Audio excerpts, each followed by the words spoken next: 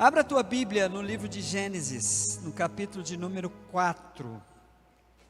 Eu quero destacar essa pergunta que Deus fez aqui, para assim a gente dar sentido ao título da mensagem de hoje: onde está o seu irmão? Versículo 9 do capítulo 4 diz assim: então o Senhor perguntou a Caim: onde está o seu irmão Abel? Respondeu ele: não sei.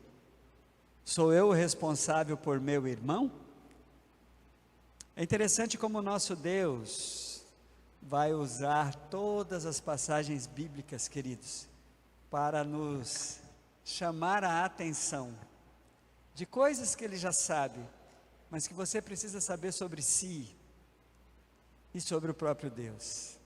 Eu gosto de ver o Senhor nesse diálogo, de fazer perguntas, e perguntas, por Ele ser um Deus onisciente, Ele sabe, mas Deus não faz isso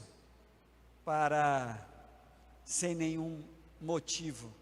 É porque você precisa se ouvir diante das perguntas de Deus. E esse drama de Caim e Abel é muito revelador para aprendermos com a palavra aqui princípios importantes para que nós possamos nos conhecer, irmãos. Essa é uma das passagens mais intrigantes para mim, sabe por quê? Porque o drama da expulsão de Adão e Eva do jardim e a intromissão do pecado na vida do ser humano provocou algo assim muito aterrador dentro da família de Adão. O primeiro crime, a primeira expressão de algo doloso que alguém fez, foi um irmão matando o outro. E tudo relacionado o que cada um escolheu para como adorar a Deus. O drama de Caim e Abel me faz pensar que esses dois irmãos tinham o desafio de desbravar o não jardim. Eles estavam vivendo ali, inaugurando a vida fora do jardim do Éden e as consequências das decisões dos seus pais. E cada um fez a sua escolha. A Bíblia diz, se vocês forem olhar aí, que Caim, ele escolheu ser agricultor, e Abel escolheu ser pastor de ovelhas. Irmãos, e cada um tem a sua história, tá? Cada um tem as suas motivações e as suas desculpas ou teorias sobre as suas atitudes. Nós fazemos isso, nós nos justificamos. Em nenhum momento Caim faz essa justificativa que eu vou fazer, mas Caim escolheu trabalhar na terra que havia sido amaldiçoada. Ele foi trabalhar, e a Bíblia diz que não foi Deus que mandou ele fazer lá, ele escolheu ser agricultor e Abel escolheu ser pastor de ovelhas. E quando eu olho para isso, eu vejo que nós somos desafiados a conviver e chamar para nós a responsabilidade das nossas escolhas. Você precisa saber que onde você está e o que você está fazendo é resultado de uma escolha sua. Poderia ter sido diferente se você tivesse escolhido de uma outra forma. De vez em quando eu compartilho com a Sandra sobre, quando olhamos para trás, a nossa realidade aqui de 27 anos, eu falo assim, interessante que as palavras que poderiam mudar a nossa vida têm o mesmo tanto de letras. A gente usou o sim para vir para cá, e o mesmo tanto de letras, a gente não sabe o que poderíamos estar vivendo se disséssemos não, mesmo tanto. 3 letras, um acento, o não também, 3 letras e um acento. Mas que pode mudar toda a nossa vida. Então, quando eu olho para as escolhas aqui, Caim supostamente fica com a pior parte, né?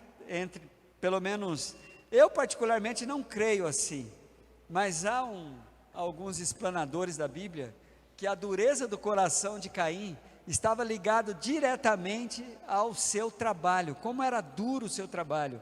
Ele trabalhava com a terra, né? Terra dura, terra amaldiçoada, quando Deus falou para Adão que era o suor do seu rosto, ele ia ter que tirar os espinhos, os abrolhos da terra, e ele ia ter que se esforçar assim.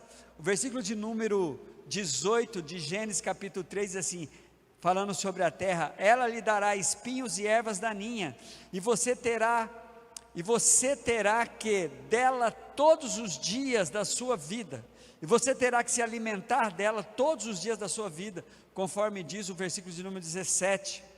Então, além das ervas daninhas, você terá que se alimentar das plantas do campo, diz o versículo de número 18, do capítulo 3 de Gênesis. Aí vem o versículo 19, com o suor do seu rosto você comerá o seu pão até que volte à terra, visto que dela foi tirado, porque você é pó e ao pó voltará. Alguns dizem que aí está ligada a dureza do coração de Caim, não é? Mas irmãos, a escolha de Abel foi uma escolha aparentemente mais fácil de viver. Ele foi levado a cuidar, a sua decisão, cuidar de animais. Mas irmãos, os animais são bonitinhos, principalmente quando filhote, né? Mas quando cresce, vocês sabem aí como tudo muda. Mas o certo, irmãos, é que os dois fizeram as suas escolhas, e eu penso que os dois tiveram oportunidades iguais de Deus, cada um dentro da sua característica, e Deus respeitando ali a escolha de cada um.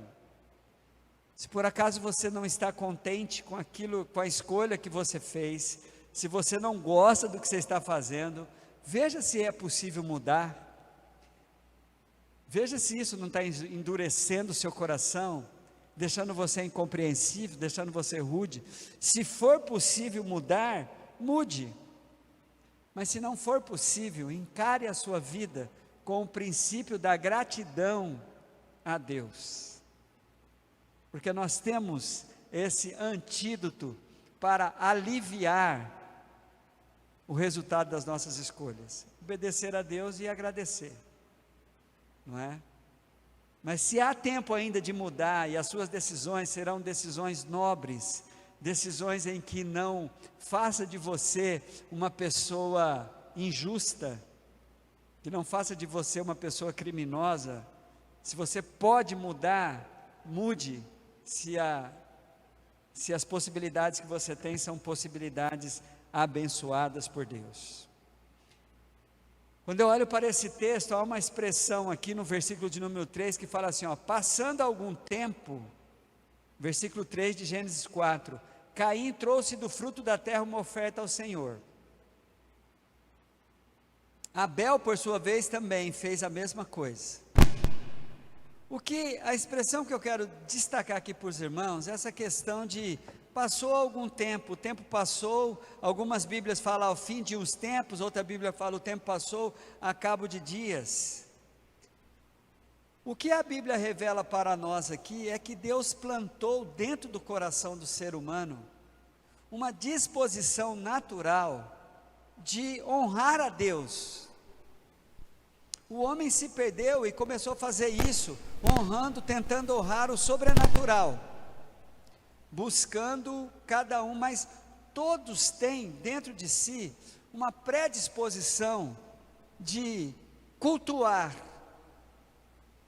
e me parece que isso, sem haver nenhuma ordem anterior, você não encontra um mandamento aqui, passado para Adão e Eva, olha, vocês terão que ofertar a mim. Não, aparece Caim e Abel, fazendo isso de maneira natural. Então tem dentro de nós um anseio de eu prestar contas a Deus, através de ofertas.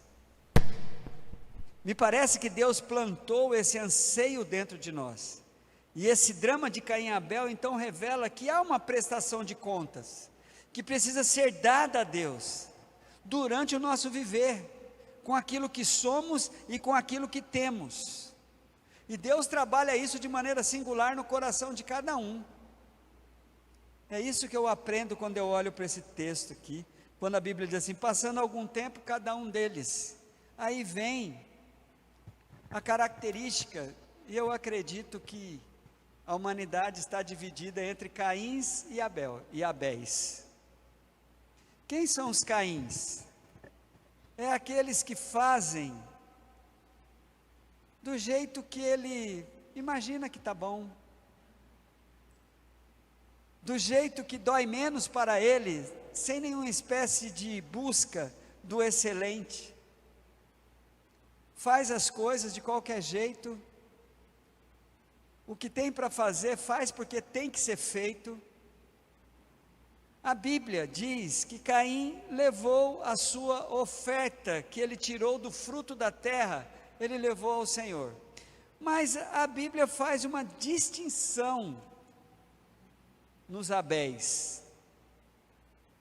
No Abel ele fala assim, ó, Abel por sua vez trouxe as partes gordas das primeiras crias do seu rebanho. Algumas Bíblias vai trazer a expressão das primícias. Para mim, irmãos, querendo ou não, ou você é Caim ou você é Abel. Você está preocupado mesmo com a qualidade da sua vida? Você está preocupado mesmo com a qualidade de trazer para o Senhor?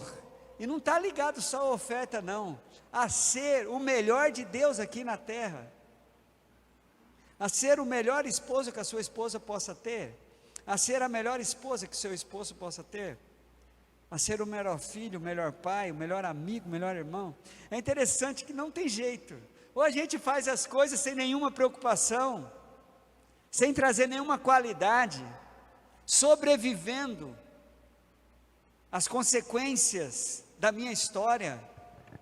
Caim estava sofrendo as consequências da história dele, de ser filho de Adão e Eva. A gente tem as consequências da nossa história.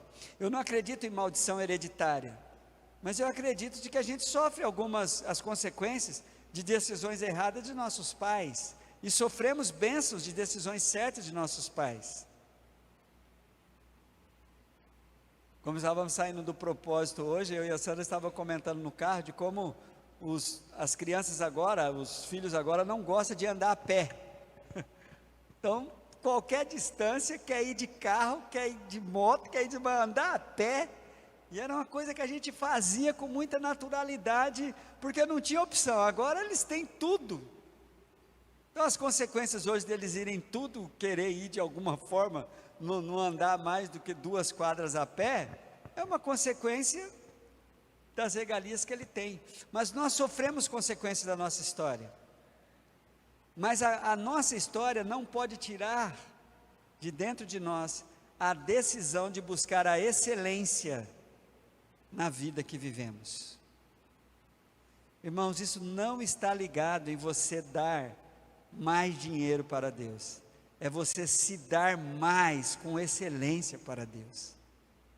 Tem uma margem aí muito grande para a gente melhorar, tem uma margem muito grande aí para a gente ser um Abel, assim, porque olha, na minha percepção, e para isso marcar na sua mente hoje, não, porque sabe por quê? A Bíblia não trabalha com, quem sabe, talvez, a Bíblia trabalha ou Caim ou Abel, ou sim ou não, ou comigo ou contra mim.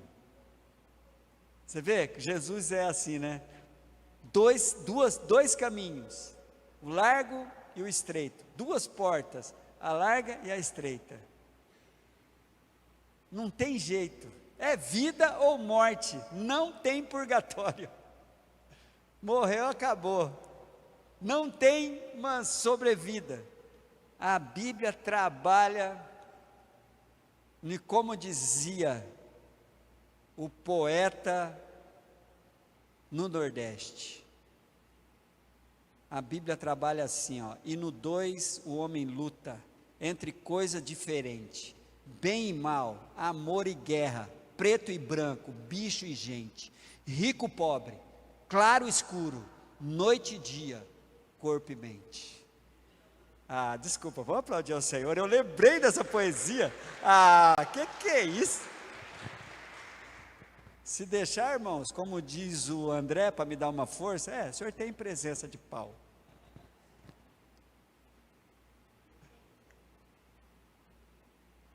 Quando eu olho para esses dois irmãos, eu vejo desse jeito. Então, ó, fique aí, vá perguntar para Deus. Busque esse desafio dentro de você. E isso é uma coisa entre você e Deus. Não deixe ninguém te acusar ou te rotular de Abel ou de Caim. Não deixe. Isso é entre você e Deus. Se alguém vir te trazer esse rótulo, fale, esse ministério não é seu. Isso é entre você e Deus, a coisa de muita intimidade. Eu tenho que sim que prestar contas de Deus, para Deus, da vida em que vivo em comunhão. Por isso é que Deus perguntou, Caim, onde está o seu irmão? Aí, Caim responde para Deus de uma maneira muito ríspida, não sei, por acaso sou eu o guardador do meu irmão? Queridos, se a Bíblia fosse responder, dar voz a Deus aqui depois dessa pergunta, sabe qual seria a resposta de Deus? Sim, você é responsável pelo seu irmão. Onde está isso, queridos? Está na Bíblia inteira, que nós não fomos chamados para andarmos aqui de maneira isolada. Então Deus cria um sistema maravilhoso, dentro das ordens de Deus mais conhecidas sobre a face da terra, que a maioria das pessoas tem por de cor dentro de si, que eu gosto muito de ouvir dos lábios de Jesus, essas ordens de Deus, está lá escrita em Marcos. Eu gosto de Marcos porque é Jesus que responde, tá? Marcos 12, versículo 29 a 31.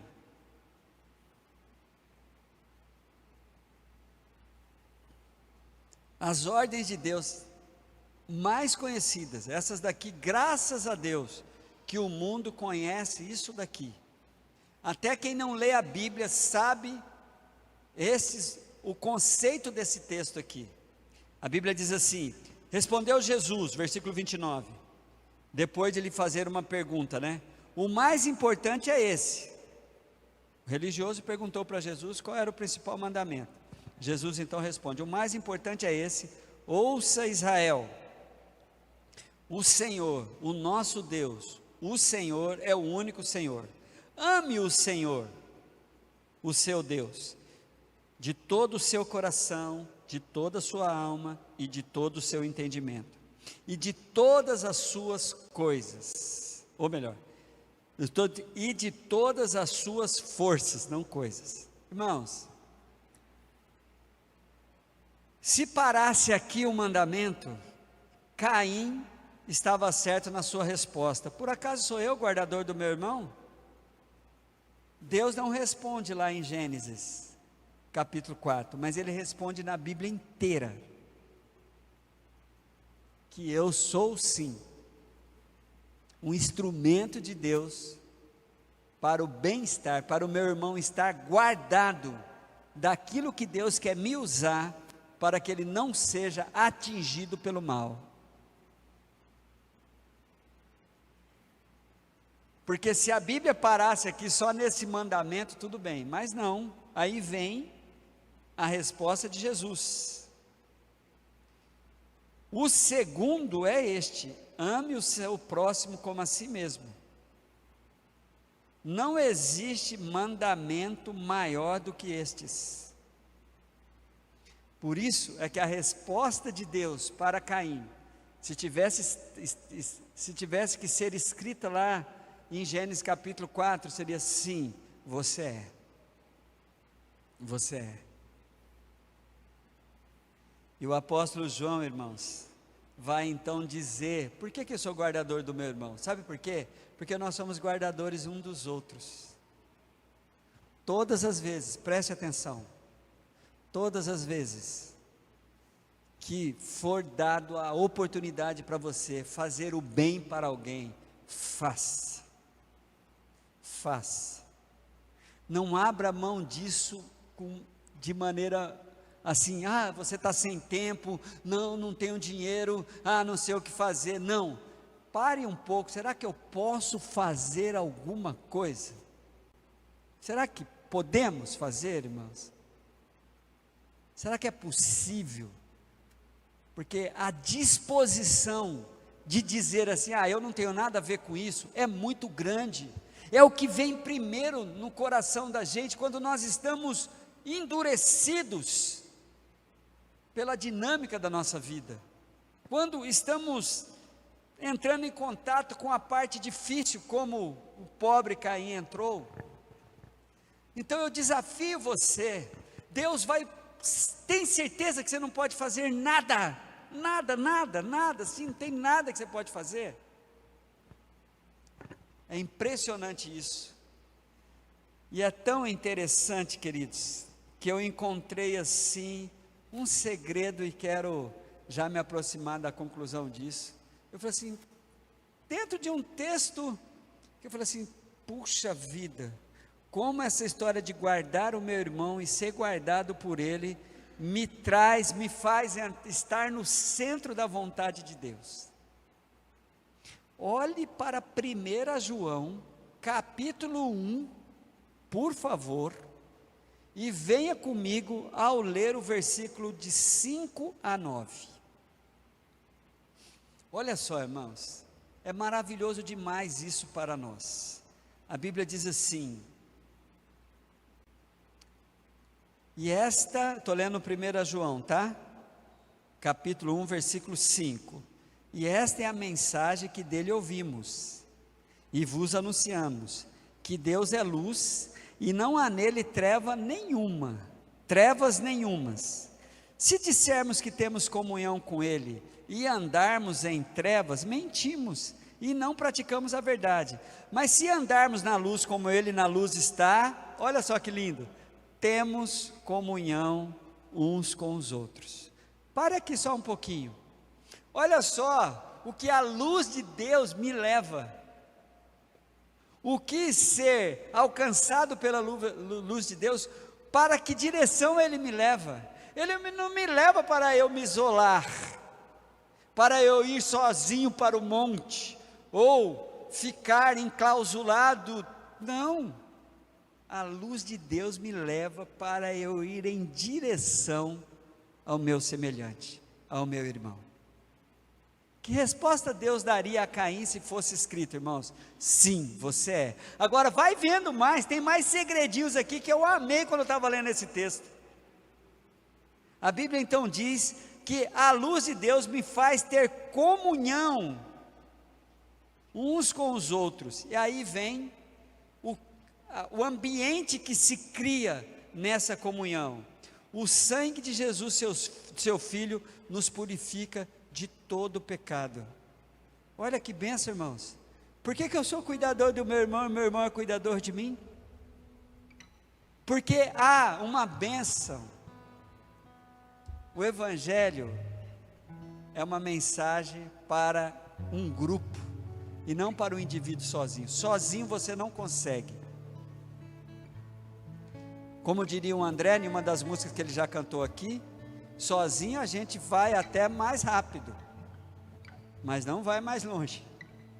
Não, o André não cantou ainda não, mas trata de cantar, tá, André? Gostei da ideia.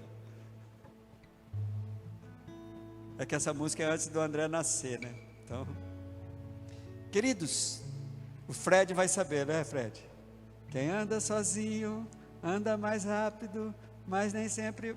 vem para Jesus, aprende as coisas. Você só sabe Michel Teló?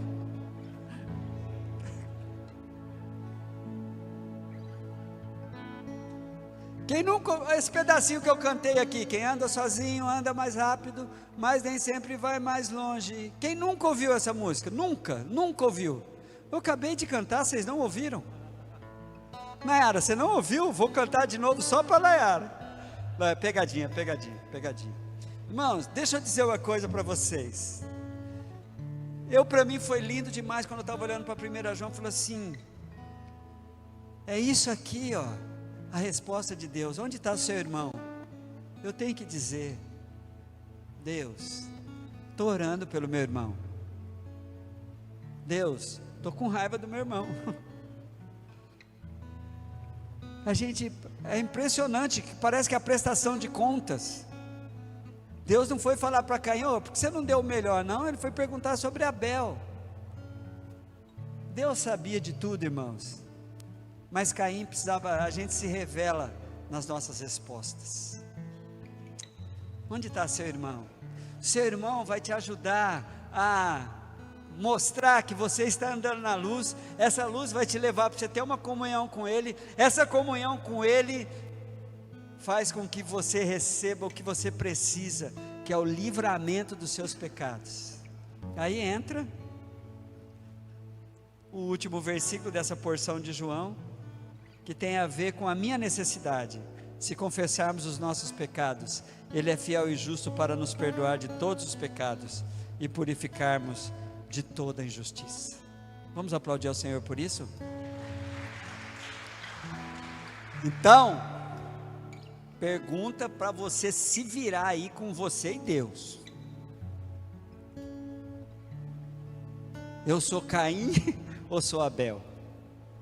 Isso é com você, irmãos. Não deixe pastor nenhum te acusar de nem acusar de que você é Caim, e nem encher a sua bola de que você é Abel. Isso é entre você, porque para mim, na minha compreensão, ou é um ou é outro.